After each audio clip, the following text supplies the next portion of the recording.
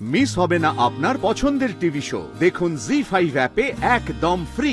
হে ঠাকুর, তুমি দেখো উনি যেন অ্যাডমিশনের কাগজ বের করার পারমিশনটা পেয়ে যান। না আন্টি, এটা ঠিক করেননি, আমাকে না জানিয়ে ঠিক করেননি। রাজ এখন থানায় আছে আর আন্টি আমাকে জানায়নি। এখন আমি কি করব, কি করে ছাড়াবো রাজকে? কি করতে চাইছেন আন্টি? আমার সাথে কি ডাবল গেম খেলছে নাকি উনি? না, আমাকে যেতে হবে, আমাকে থানায় যেতে হবে, রাজকে ছাড়াতে যেতে হবে। আমার কথা শোন, আমার কথাটা শোন। এইভাবে থানায় গিয়ে কোনো লাভ নেই। এত রাত্রে আমাদের বেউটা ঠিক হবে না। বাবা, তুমি বুঝতে পারছো না, রাজ লকআপে আছে। কি লকআপে? রাজ লকআপে? হ্যাঁ বাবা, রাজ লকআপে আছে। এখন আমি কি করব, কি করে ওকে ওখান থেকে ছাড়াবো? লকআপে তো অনেক ক্রিমিনালসরাও থাকে।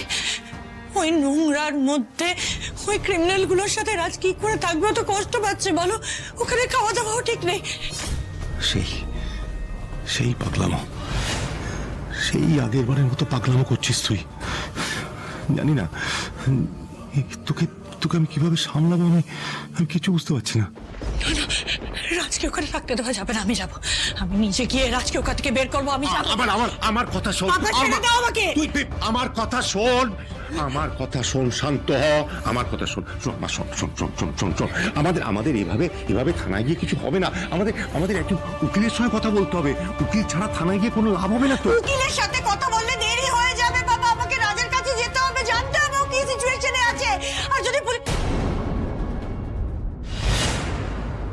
পুলিশ যদি আমার রাজকে টর্চার করে, ওর গায়ে যদি হাত তোলে, আমি বলে দিচ্ছি বাবা, রাজের গায়ে যদি একটা আঁচড়ও লাগে, যেই র্যাঙ্কেরই পুলিশ অফিসার হোক না কেন, আমি কিন্তু ওকে সাসপেন্ড করিয়ে দেবো, আমি ওকে ট্রান্সফার করিয়ে দেবো, বলে দিচ্ছি। ঠিক আছে মা, তুই ট্রান্সফার করাবি।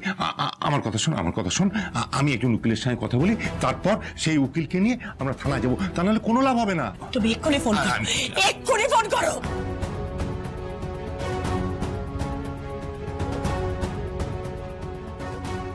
বলছে উকিল বাবু, আজ রাতে কি কোনোভাবে সম্ভব নয়?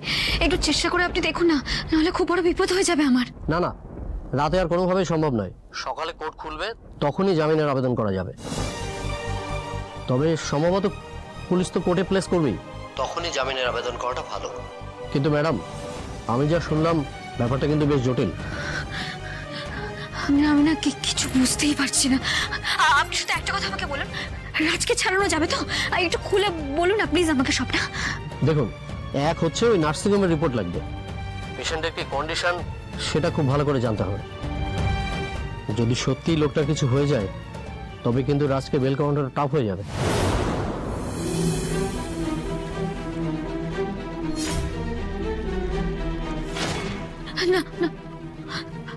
না, এমনটা আপনি প্লিজ বলবেন না উকিল বাবু।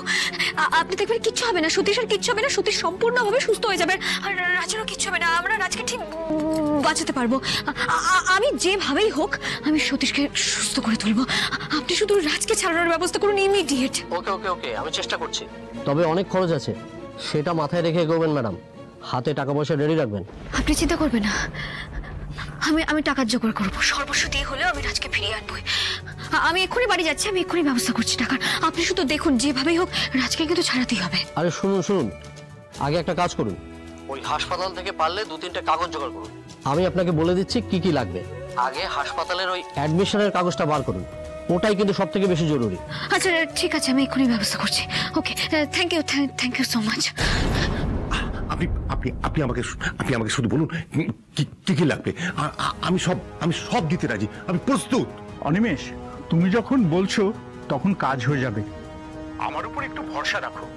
তুমি আমার এতদিনের ক্লায়েন্ট, ভুলে যেও না এর আগের কেসটা আমি হ্যান্ডেল করেছিলাম। কি আশ্চর্য, সেই জন্যই তো আপনাকে ফোনটা করেছি। আচ্ছা অনিমেষ, ছেলেটি কে আমাকে ডিটেলে বলো তো। ছেলেটি আমার অফিসের স্টাফ, মানে আমার নতুন প্রজেক্ট ম্যানেজার। কি বলছি আঙ্কেল? তুমি আমাকে ফোন দাও, আমাকে কথা বলতে দাও। হ্যালো আঙ্কেল, আমি কিচ্ছু শুনতে চাই না আঙ্কেল। আপনি যে করে হোক ওকে ওখান থেকে বের করুন, 1 ঘন্টার মধ্যে ওকে ওখান থেকে বের করুন প্লিজ আঙ্কেল। আমি আপনাকে সব ডিটেলস পাঠিয়ে দিচ্ছি। ভেবো না বিপাশা মা, তোমার বাবা যখন বলেছেন। পাপার জন্য নয় আঙ্কেল, পাপার জন্য নয়, আপনি আমার জন্য রাজকে ওখান থেকে বের করুন প্লিজ। প্লিজ আমার রাজকে আমার কাছে নিয়ে আসুন প্লিজ আঙ্কেল। ঠিক আছে, আমি তোমাকে কথা দিচ্ছি, যত তাড়াতাড়ি হয় আমি ওকে ফিরিয়ে আনবো। আচ্ছা, তোমার বাবাকে একটু দাও তো। হ্যাঁ হ্যাঁ দিচ্ছি বাবা। হ্যালো অনিমেষ, আমি তোমার শুধু উকিল নই, বন্ধু। বিপাশার শেষ দুটো কথায় কিরকম একটু লাগছে, আমাকে খুলে বলতে পারো?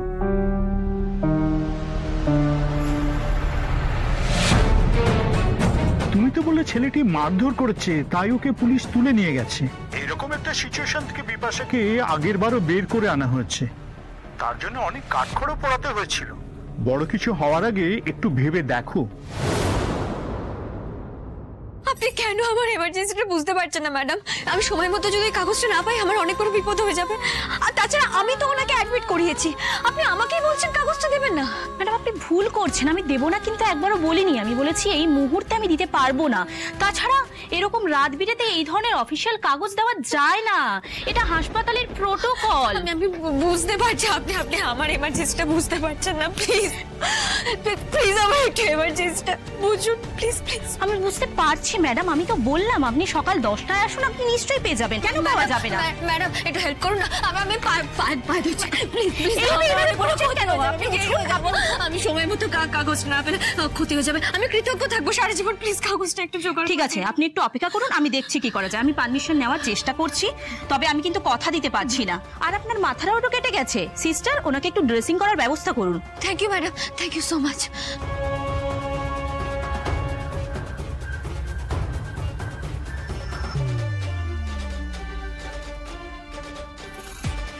হে ঠাকুর, তুমি দেখো উনি যেন অ্যাডমিশনের কাগজ বের করার পারমিশনটা পেয়ে যান।